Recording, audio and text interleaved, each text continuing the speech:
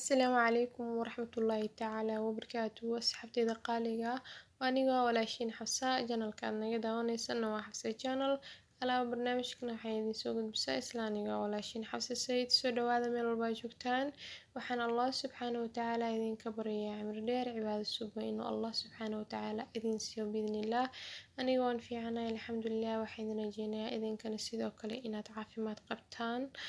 waxaa inoo soo socday mowduuceeni ahaa baro boqol xadiis qaybtiisii sagaalaad ayaan u gudagali doonaa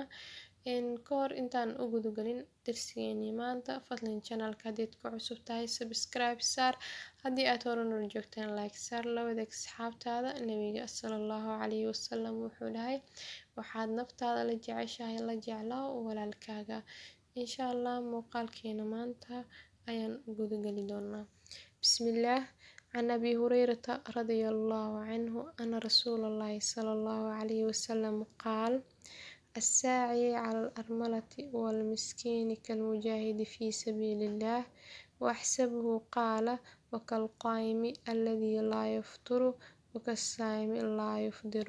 متفق عليه إن حديث كان هذا معناه النبي نودجنين حديث كركيسة عتيه وحده qofkii u dhaqdhaqaaqa u howlgalaa haweeneyda garoobta ah iyo ka miskiinka ah waa qof u dagaalama diinta Allah oo Ilaahay dartiisa ugu dagaalama raawiga xadiiskan wuxuu dhahay waxaan u maleynayaa nabiga inuu dhahay kan salaada u taagan aanan ka daalin iyo kan sooman aanan afurin inay la mid yihiin ajirkooda qofka u dhaqdhaqaaqa u howlgala haweeneyda garoobta ah gurigeeda wax ugu geeya u kaalmeeya raashin u geeya shaqo u raadiya yacni u howlgala howshaas wadadaas oo howshaas bilaaba iyo qofka miskiinka ah waa qof diinta Allah u dagaalamaya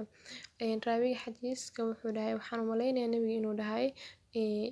kan salaada u taagan aanan ka daalin iyo kan sooman aanan afurin inay la mid yihiin labadaas qofood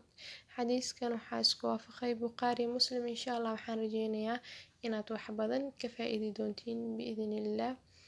halkaas ayaan kusoo gabagabeyneynaa muuqaalkeeni maanta fadlan channelka dadku cusub tahay subscribe saar haddii aad hore nala joogteen like saar la wadaag asxaabtaada nabiga sallallahu calayhi wasallam wuxuu dhahay waxaad naftaada la jeceshahay la jeclaa walaalkaaga assalaamu calaykum waraxmatullaahi tacaala wabarakaatuh